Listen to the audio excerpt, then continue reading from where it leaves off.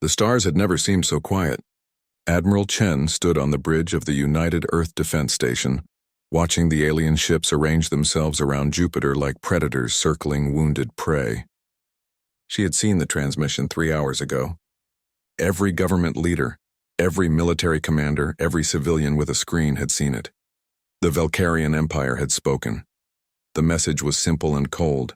Humanity was classified as a Class 7 servitor species, fit only for manual labor, suitable for resource extraction and basic construction.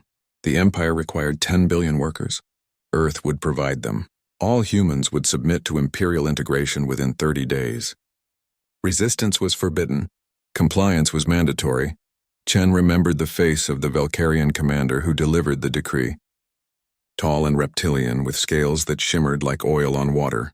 His eyes were yellow and cold. He spoke without emotion, as if reading a grocery list. To him, humanity was just another number in a very long column. The Empire had ruled 47 star systems for 3,000 years. They had conquered 200 species. They had perfected the art of domination. Their military was vast and experienced. Their technology was centuries ahead of Earth. Their ships could cross the galaxy in weeks while humanity struggled to reach Mars in months. The scouts had arrived first, 3 months ago. Sleek vessels that appeared near Jupiter without warning. They studied Earth from a distance, scanning every city, every military base, every power plant. They measured human technology and found it primitive. No faster than light travel, no energy shields, no antimatter weapons. Just chemical rockets and nuclear bombs.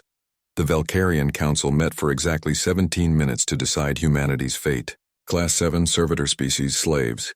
The decree was broadcast on every frequency: radio, television, internet, satellite. The translation was perfect. Every language on Earth received the same message at the same moment. Submit or die. Simple. Final. Absolute. The world held its breath. The United Nations called an emergency session. Religious leaders prayed. Scientists calculated impossible odds. Children asked their parents what would happen. Parents had no answers. Then Earth responded. The message was 2 words long. It came from every government simultaneously. Every nation spoke with one voice for the first time in human history. Rejected. Leave. The Valkyrian commander seemed amused when he received it. He had expected fear, pleading, desperate negotiation. He had seen it all before from countless worlds. But simple rejection was new. It was almost refreshing. He gave the order without hesitation. A single warship detached from the fleet. It descended toward Earth, targeting the Australian continent. The city of Sydney lay beneath it, gleaming in the morning sun. 4 million people lived there. 4 million people who needed to learn obedience. The attack lasted 3 minutes. Energy beams carved through buildings like a knife through paper. The harbor boiled. The opera house melted. The streets turned to glass. 2 million people died before they could scream. The rest died in the fires that followed. The commander sent another message. Submit now or 10 more cities will burn. You have 12 hours, the galaxy watched. This was how it always went. Show overwhelming force. Break their spirit. Harvest the survivors. The pattern had worked for 3 millennia. But Earth went silent. Every transmitter shut down. Every satellite stopped broadcasting. Even the military channels went dark. For 72 hours, humanity simply vanished from the airwaves. The Valkyrians found this strange but not alarming. They had seen grief before. They had seen shock. They assumed humans were preparing to surrender. They were wrong. What they did not know was that humanity had been preparing for this moment for 60 years. Since the first radio signals reached deep space, since the first scientists calculated the odds of hostile contact, Earth had been building in secret. Project Guardian, hidden facilities on the Moon, on Mars, in the asteroid belt. Weapons that violated every treaty humans had ever signed with each other. Relativistic missiles that could cross the solar system in hours. Nuclear-shaped charges powerful enough to crack a moon. Swarms of AI-controlled drones that could think faster than any living mind. Every major nation had contributed. America, China, Russia, Europe, India. They had hidden the project behind civilian space programs and commercial satellites. They had lied to their own people to keep the secret. They had spent trillions preparing for a war they hoped would never come. Now the war was here. When Earth's transmitters came back online, the first thing the Valkyrians heard was music. Old music from the 20th century. a song about survival and defiance. It played for exactly 30 seconds. Then the weapons spoke.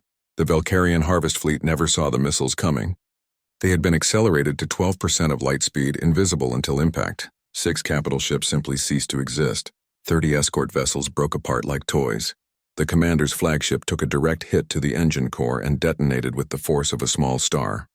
The battle lasted 6 minutes. When it ended, 300 Valkyrian ships were debris. 2 survived, badly damaged. They fled toward Jupiter, engines screaming, sending desperate warnings back to the Empire. Earth sent a new message. This one was longer. We offered peace. You declared war. You called us slaves. You killed our children. Now you will learn what humans are when you threaten everything they love. We did not want this. You forced our hand. Every ship you send will die. Every world you use to stage attacks will burn. We will not stop. We will not surrender. We will not forgive. This is your only warning. Leave our system. Leave our species alone, or face complete destruction. The message ended with coordinates, locations of 3 Valkyrian colony worlds, and a timestamp. 6 hours in the future. The Valkyrian High Command dismissed it as a bluff. Humans were primitive. They had no faster than light travel. They could not possibly reach those worlds in time. But 6 hours later, human strike teams materialized in orbit around all 3 colonies, using captured Valkyrian faster-than-light drives. Drives they had reverse-engineered in 72 hours while the Empire waited for surrender. The strikes were surgical. Every military installation destroyed. Every government building leveled. Every weapon depot turned to vapor. But the civilians were untouched. Evacuation warnings were broadcast in Valkyrian language. Schools and hospitals were marked as protected zones. The message was clear. We can kill you all, but we choose not to, yet. The galaxy watched in shock. No primitive species had ever fought back. No new world had ever won a battle against the Empire. The rules of the universe seemed to be changing. In the Valkyrian capital, the High Council met in emergency session. Some demanded total war. Others counseled caution. The Emperor himself was silent, studying reports of human weapons technology with growing concern. On Earth, Admiral Chen watched the stars and waited. She knew this was just the beginning. The Empire would send more ships. Bigger fleets. They would not accept defeat from a species they considered beneath them, and she was right.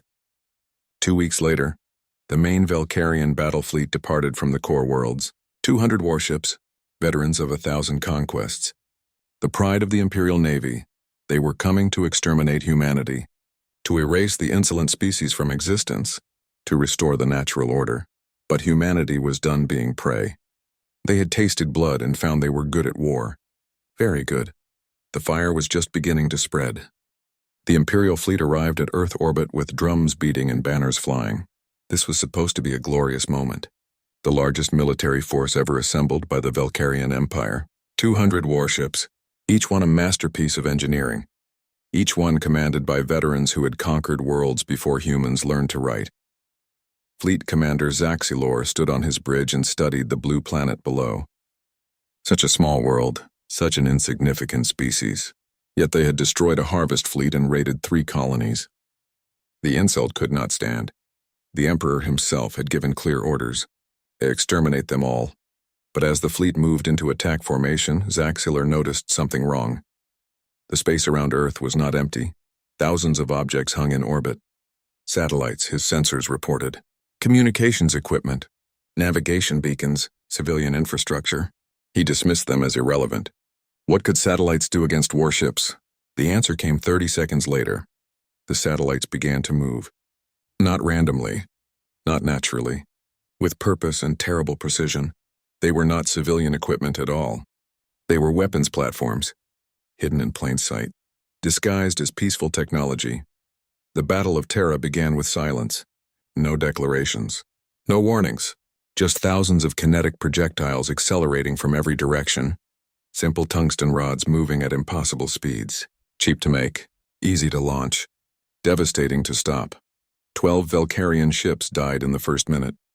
Hulls punctured. Reactors breached. Crews exposed to vacuum. The fleet scattered, trying to find cover in space where there was none. Then the mines woke up. Humanity had seeded the space between Earth and Mars with intelligent explosives. Millions of them. Each one smaller than a car. each one capable of thinking, hunting, waiting. They swarmed the Velcarian fleet like angry insects, 20 mines to each ship, seeking weak points, finding seams in armor, detonating with nuclear precision. The darkness of space lit up with false suns as ships exploded one after another. Zaxilor watched his fleet die. He had fought in 20 campaigns. He had sieged fortified worlds. He had commanded orbital bombardments that cracked continents. But he had never seen defensive warfare like this. The humans fought like cornered animals. Vicious, creative, desperate. His tactical officer reported that human ships were emerging from behind the moon. Not many, perhaps 50 vessels, small compared to the Imperial fleet, but they moved with frightening speed and coordination. The human warships were ugly, functional rather than beautiful, built for killing rather than intimidation. They had no elegant curves or decorative armor, just weapons and engines and the bare minimum of everything else. But they were fast, faster than anything the Empire had, and their weapons were strange. They did not use energy beams like civilized species. They used mass drivers, railguns that turned simple metal into deadly projectiles. Cheap, reliable, brutally effective. The battle raged for 11 days. Not because the Velcarians were winning, but because they kept trying. Pride would not let them retreat. Honor would not let them admit defeat. So they died. Every day brought new horror. On day 3, humans deployed something they called a distributed intelligence network. Thousands of small drones that thought as one mind. They flowed like liquid through the battle space, reforming instantly when destroyed, learning from every loss. On day 7, the humans used captured Velcarian faster-than-light technology to jump ships directly into enemy formations, appearing at point-blank range, firing everything, then jumping away before return fire could hit them. On day 9, Zaxilor received permission to use forbidden weapons. Weapons the Empire kept for emergencies. Planet killers. But when he tried to deploy them, he found that human hackers had already infiltrated his systems. The weapons would not arm. The codes would not work. Somehow, impossibly, the primitives had broken Imperial encryption. By day 11, only 40 Velcarian ships remained. Zaxilor sat in his damaged command chair and made the hardest decision of his military career. He ordered retreat. The humans let them go. They could have pursued, could have destroyed every last ship, but they chose mercy. Or perhaps it was strategy. Let survivors return home to spread fear. Let the Empire know what humans could do. When the last Velcarian vessel jumped away, Earth celebrated. But it was not a happy celebration. The cost had been terrible. 4 million dead in the Sydney attack. Another 3 million lost defending the orbital platforms. Entire cities had volunteered for evacuation to make room for military bases. Children had grown up in bunkers. Elderly had died, never seeing the sun again. Admiral Chen looked at the casualty reports and felt sick. So many dead, so many families destroyed. And this was just one battle. The Empire had hundreds of worlds, millions of ships, billions of soldiers. This war was far from over. But humanity had learned something important. They could win.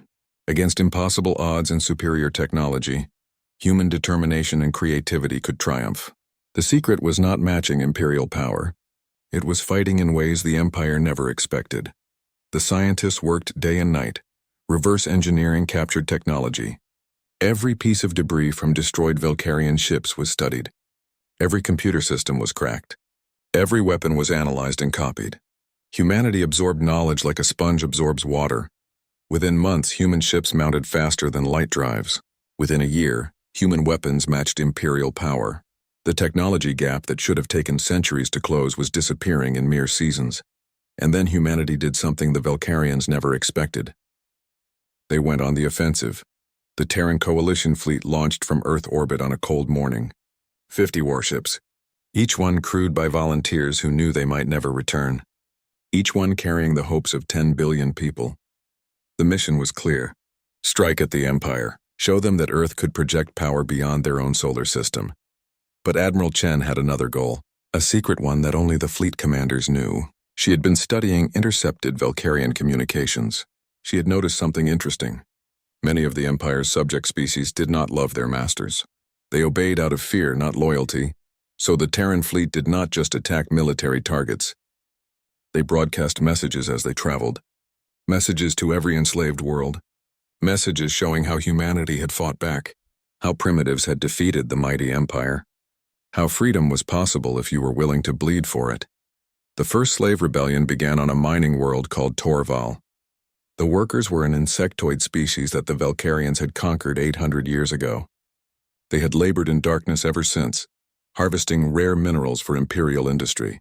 They had forgotten what freedom tasted like, but when they heard about Earth, something woke inside them.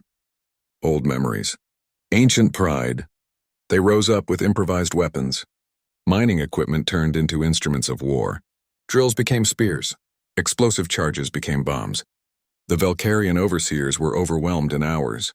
The rebellion spread like fire in dry grass. 14 species across 30 worlds rose in simultaneous revolt. The timing was not coincidence. Humanity had been coordinating with underground resistance movements, sharing intelligence, providing weapons, teaching tactics. The Valkyrian Empire suddenly faced the impossible. They were fighting wars on dozens of fronts. Their military was stretched thin. Their logistics were collapsing. Worlds that had been stable for centuries were now battlegrounds, and humanity kept pushing.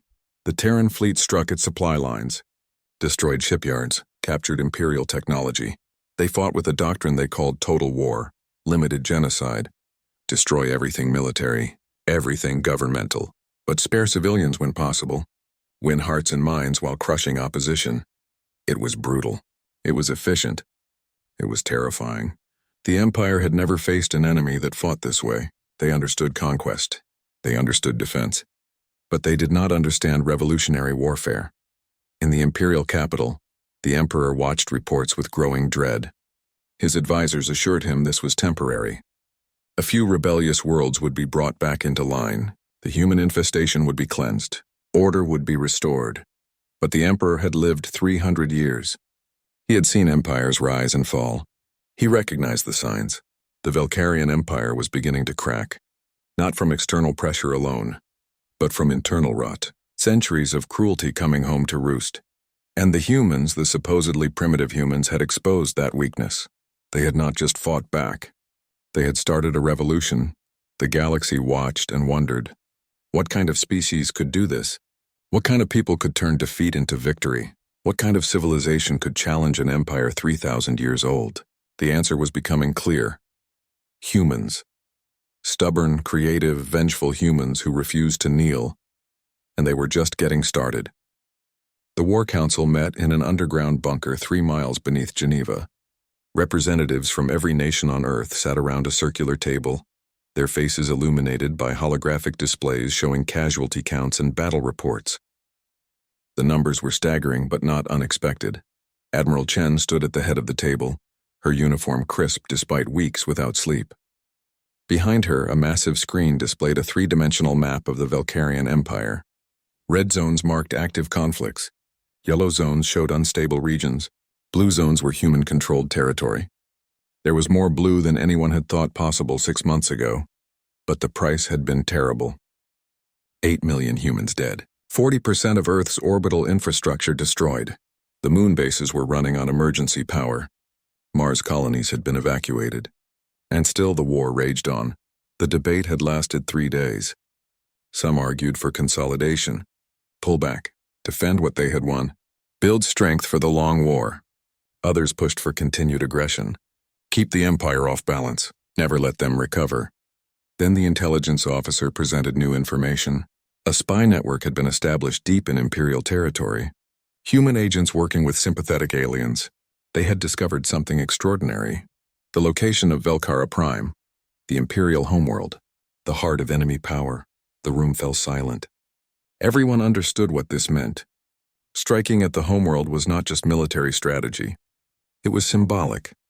It was devastating. It was also incredibly dangerous. Velkara Prime had never been invaded. In 3,000 years, no enemy had touched its surface. The planet was protected by ancient orbital fortresses, weapon systems that predated human civilization, shields that could withstand nuclear bombardment, and an elite guard of warriors who had trained their entire lives for one purpose: defending the Emperor. The military advisors calculated the cost: 60% casualties, maybe 70. Millions of human lives, dozens of ships, and no guarantee of success. The vote was called. 178 nations voted yes. 15 voted no. The decision was made. Humanity would strike at the heart of the empire, not because the odds were good, but because the message was necessary.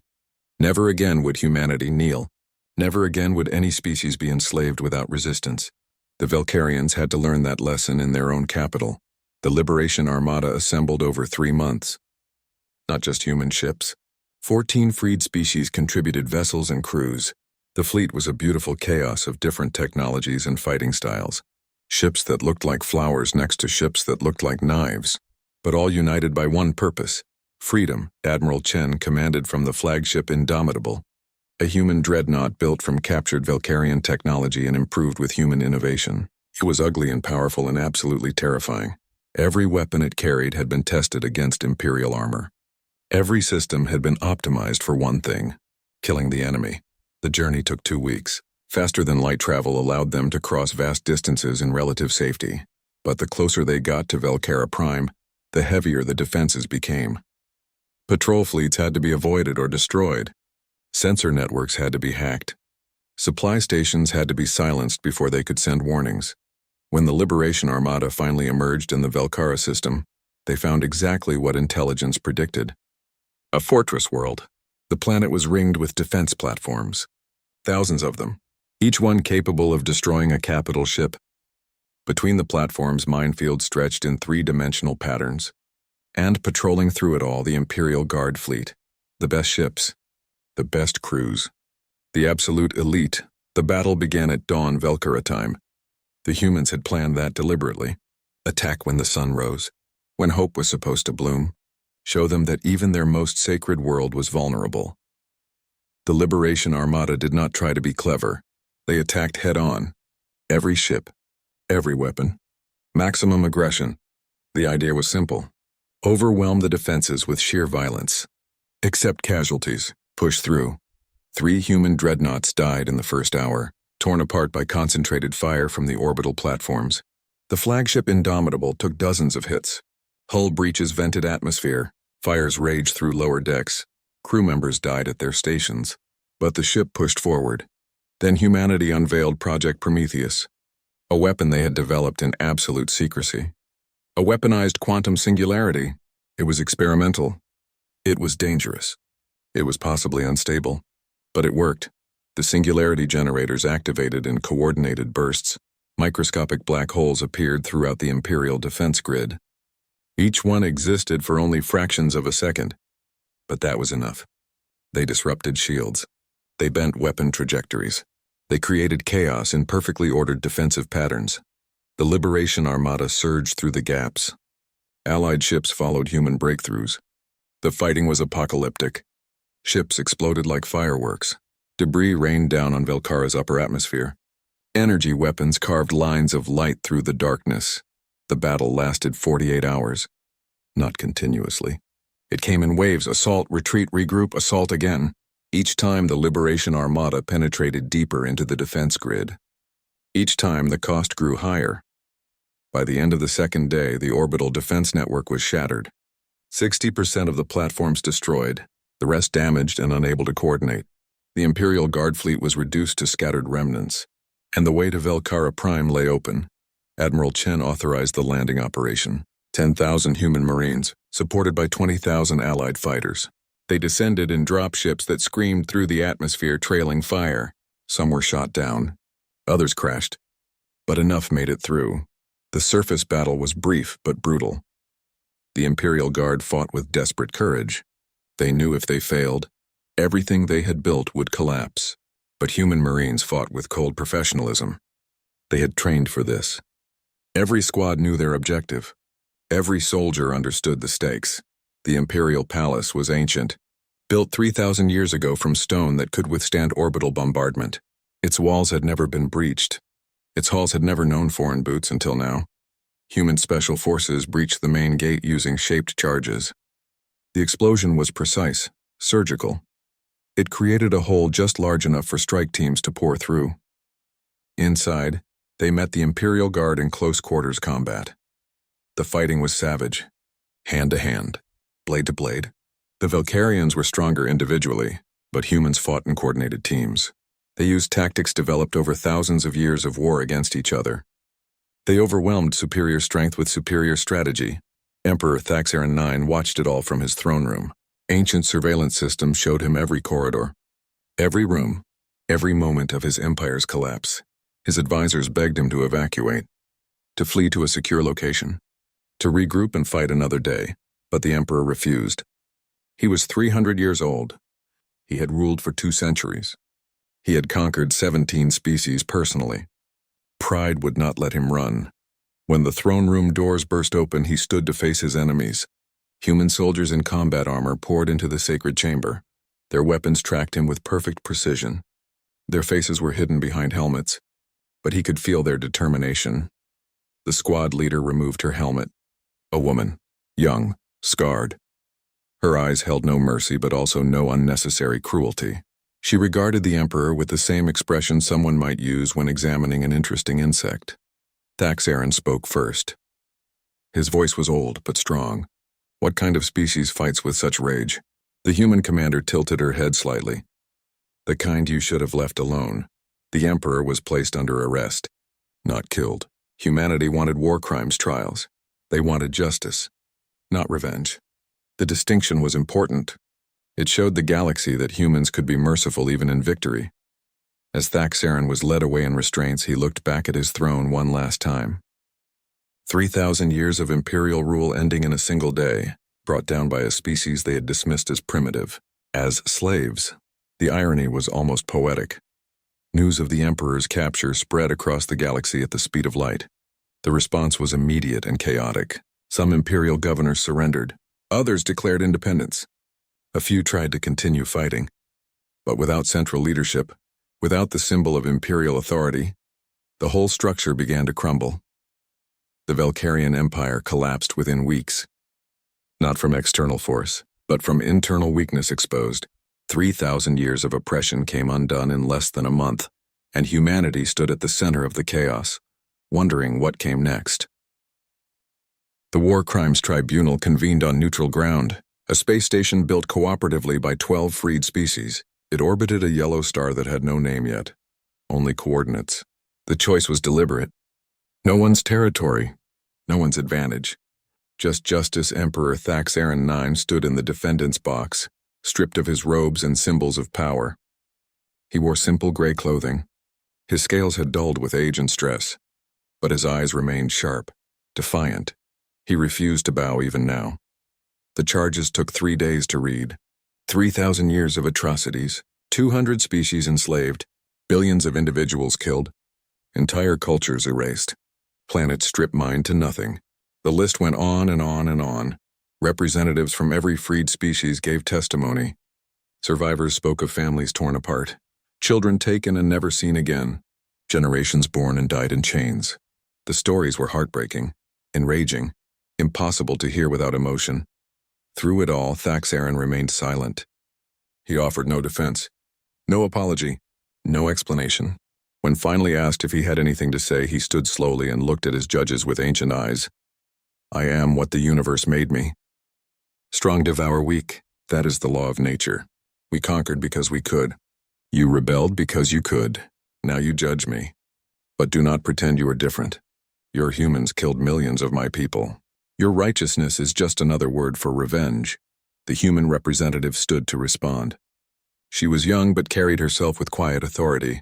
Her name was Sarah Chen, daughter of Admiral Chen, born during the war years and shaped by them.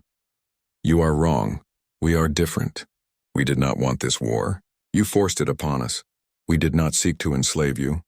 You tried to enslave us. And yes, we killed many of your people, but we killed soldiers and leaders. You killed children and families. We offered terms. You offered only chains. We fight for freedom. You fight for domination. That is the difference. The tribunal deliberated for 1 week. When they returned, the verdict was unanimous. Guilty on all charges. The sentence was exile. Thaxaron would be placed in cryogenic suspension and sent on a ship that would travel for 10,000 years toward the galactic rim. He would wake in a universe that had forgotten him. Some argued for execution.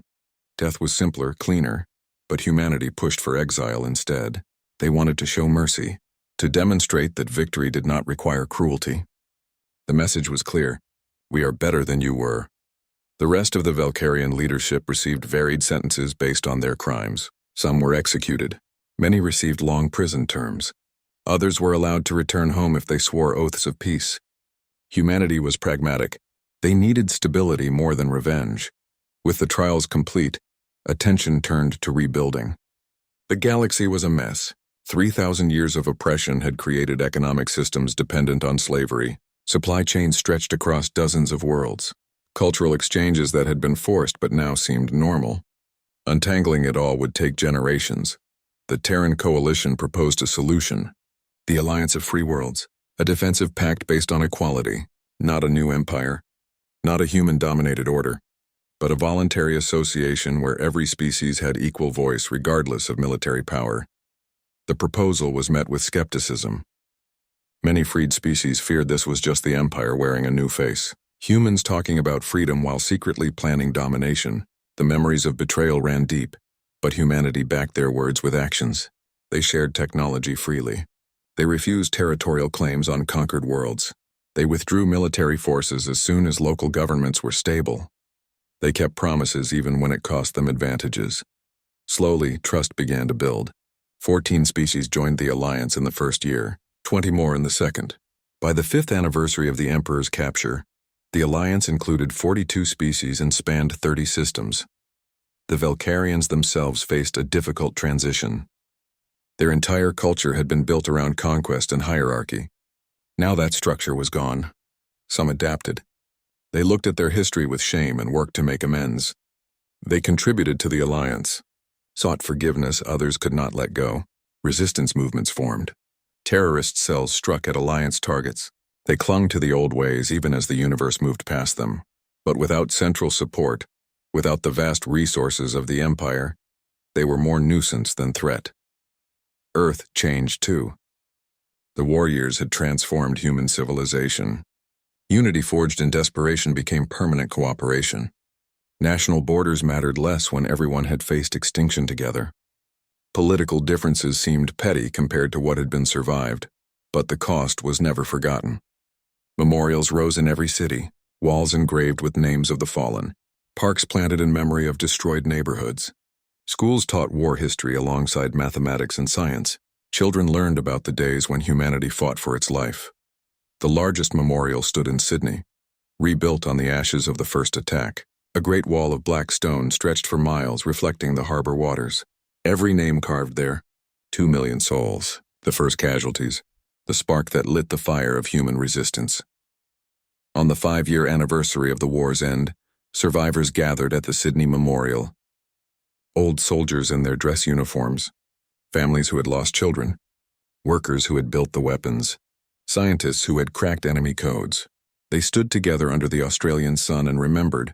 Admiral Chen, now retired, stood at the podium. Her hair had gone completely white. Her back was stooped with age and injury, but her voice remained strong. We did not choose this war. It was forced upon us. We did not want to become warriors. But when faced with extinction or slavery, we chose to fight. And in fighting, we discovered something about ourselves. We are stubborn. We are creative. We are capable of terrible violence. But we are also capable of mercy, cooperation, and building something better from the ashes. The cost was terrible. 800 million humans dead. Entire cities erased. Families destroyed. But we endured. And in enduring, we freed not just ourselves but dozens of other species. We broke an empire 3,000 years old. We changed the galaxy. The question before us now is what comes next. Will we use our power to dominate? Will we become what we destroyed? Or will we remain true to the principles we fought for? Freedom, equality, justice, not just for humanity but for all species. The crowd was silent. Then someone began to clap.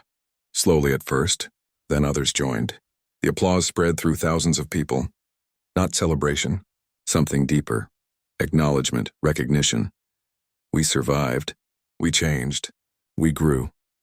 In orbit above Earth, the Terran Defense Fleet maintained constant watch. Smaller than during the war years, but still powerful. The station still tracked every object entering the solar system. The weapons still stood ready.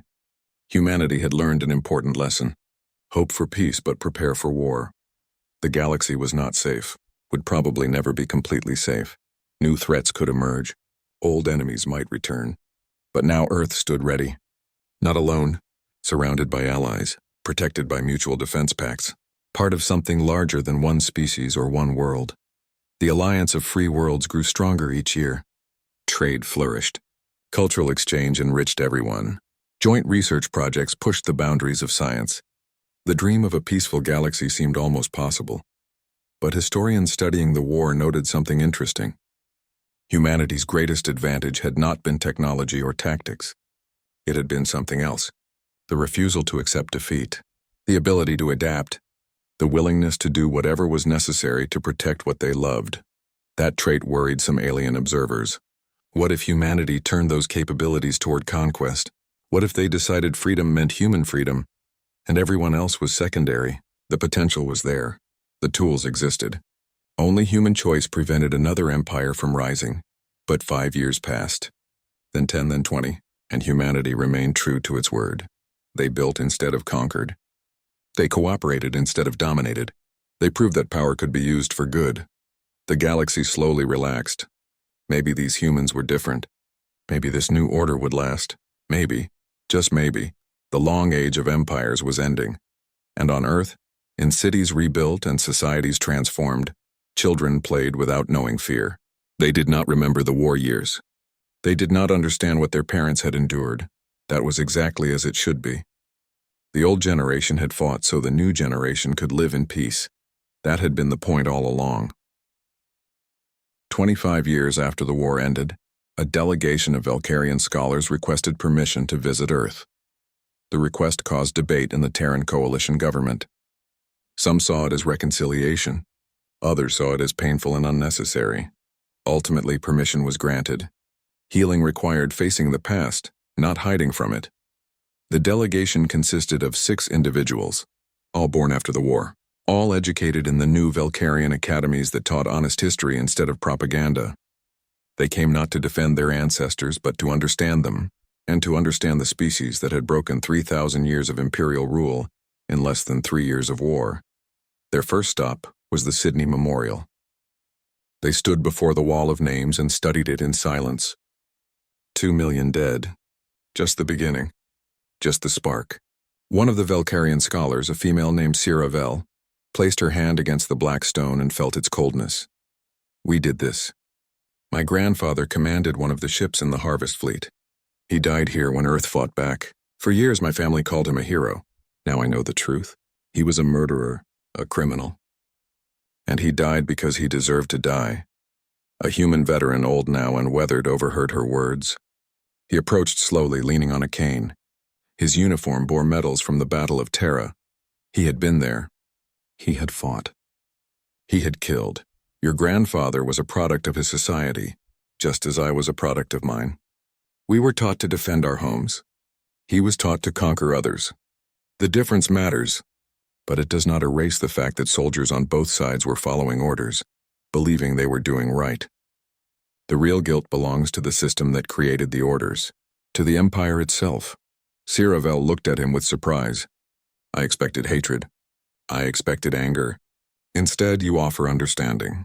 Why? The veteran smiled sadly. Because I am tired of hating. Because revenge does not bring back the dead. Because your generation did not choose what your ancestors did. You can only choose what you do now. And you chose to come here. To face this. That takes courage. The delegation visited other sites, the ruins of the orbital defense platforms, the rebuilt cities of Mars, the underground bunkers where human civilians had sheltered during the worst of the bombardment. Everywhere they went, they found the same pattern. Remembrance without rage, sadness without hate. They met with human leaders and asked direct questions. Why did you fight so hard? Why did you refuse to surrender? Many species have accepted slavery rather than extinction. The human diplomat who answered was Sarah Chen, now middle-aged and serving as Alliance ambassador. Her mother had fought in the war. Her father had died defending an orbital station. She had been born between battles in a hospital ship fleeing enemy pursuit. We fought because we had no other choice, not because death scared us less than slavery, but because we understood something fundamental about human nature. We are tribal creatures. We protect our own. And over centuries, our tribe expanded, from families to villages to nations to the whole species. When you threatened all of humanity, you threatened every tribe, every family, every person. You united us in a way nothing else could have. But you did not just fight. You won. Against superior technology. Against experienced commanders. How? Sarah smiled. We cheated, we lied. We broke every rule of civilized warfare. We fought dirty. We adapted faster than you could respond. We took your technology and improved it. We learned your tactics and countered them. We treated the war not as a game with rules, but as survival by any means. That gave us an advantage you never expected. The Valkyrian scholars absorbed this information. They were writing a book, a comprehensive history of the war from both perspectives. They wanted future generations to understand how empires fall, how oppression breeds resistance, how underestimating others leads to disaster. On their final day on Earth, they requested a meeting with Admiral Chen. Now 90 years old, confined to a wheelchair, but still sharp-minded. She received them in her home, a modest apartment overlooking the rebuilt Sydney Harbor. They asked her the question that had been bothering them throughout the visit. Do you regret it? The cost was so terrible. So many dead on both sides. Knowing what you know now, would you make the same choice? Chen looked out the window at the harbor. Ships moved peacefully across water that had once boiled under energy weapons. Children played on beaches where bodies had washed ashore. Life had returned to normal. But the scars remained. Always would, yes. I would make the same choice. Not because I wanted war, but because the alternative was worse. You asked humanity to choose between freedom and survival. We chose both. We paid a terrible price. But our children live free. Your children live free. 42 species live free. That price bought something precious, bought something worth having. She paused, gathering strength. But I hope no one ever has to make that choice again. I hope your generation and mine can build something better. A galaxy where species talk before they fight, where differences are negotiated, not conquered. Where freedom is the baseline, not the exception. The Valkyrian scholars returned home and published their book. It became required reading in schools across Alliance territory. It told the truth without bias. The cruelty of the Empire, the desperation of Earth, the brutality of war, the cost of peace. Future generations needed to know, needed to understand. Humanity's reputation in the galaxy was complex. Some species admired them, others feared them. All respected them. The legend had spread. Humans were small and weak compared to many species, but they were clever, adaptable, dangerous when threatened. The galaxy learned to deal with them carefully. The alliance of free worlds continued to grow. By the 50th anniversary of the war's end, 60 species had joined. The old imperial territories were integrated into a new order based on cooperation. Trade flourished. Culture mixed. Technology advanced through shared research, but humanity never forgot the lessons of the war. The Terran Defense Fleet remained strong. Military training was mandatory for all citizens. Emergency protocols were practiced regularly. Earth would never be caught unprepared again. This made some allies nervous. They worried about human militarism, about the potential for humanity to become what they had destroyed. But humans had a response to these concerns. We remember what it feels like to be threatened. We remember what it cost to fight for freedom. That memory keeps us from abusing our power. We defend. We do not attack. The proof came when a new threat emerged. A species from beyond known space, aggressive, expansionist. They attacked Alliance worlds without warning. Some expected humans to respond with overwhelming force, to crush the threat completely. Instead, humanity led a diplomatic mission. They met with the aggressors, learned their concerns, discovered they were refugees fleeing their own destroyed homeworld. Desperate rather than evil, the Alliance offered them sanctuary, gave them worlds to settle, integrated them peacefully. That moment changed perceptions. Humanity had the power to destroy but chose to build instead. They had the capability for conquest but chose cooperation. They remembered their own pain and refused to inflict it on others unnecessarily. 100 years after the war, a monument was erected on Velkara Prime, not celebrating victory, not mourning defeat, but acknowledging transformation. The inscription was written in 20 languages, human, Velkarian, and 18 others. Here ended an age of empires. Here began an age of equals. We remember the cost. We honor the fallen. We commit to building better. Never again will species enslave species. Never again will power justify cruelty. We are different. We are together. We are free. Earth's story became legend across the galaxy. When new species were contacted, when primitive civilizations reached for the stars, they heard about humanity, about the species that refused to kneel, that fought impossible odds. That changed the universe. The message resonated. Freedom was worth fighting for. Unity was powerful. Determination could overcome any obstacle. These lessons spread through the galaxy like ripples in water. On Earth, Admiral Chen died peacefully in her sleep at age 112. The entire planet mourned. She was buried with full military honors in Sydney, near the memorial wall. Her grave marker was simple, just her name, rank, and dates, but someone added unofficial words beneath. She fought so we could live free. Her daughter Sarah spoke at the funeral. Thousands attended, humans and aliens, veterans and civilians, young and old, all united by respect for what had been achieved and maintained. My mother never wanted to be a soldier. She studied astronomy. She wanted to explore the universe. But when humanity needed defenders, she became one. She fought not because she loved war, but because she loved peace. She killed not because she enjoyed it, but because the alternative was slavery. She lived long enough to see her sacrifice bear fruit. A free galaxy. A united humanity. A better future. The crowd stood in silence. Then someone began to sing. An old song from the war years. A song about survival and hope. Others joined in. Human voices mixing with alien voices in harmony that would have been impossible a century ago. The galaxy had changed. Not perfectly. Not completely. But meaningfully. The old ways of conquest and dominion were fading. The new ways of cooperation and respect were growing. It would take centuries to fully transform. Mistakes would be made. Setbacks would occur.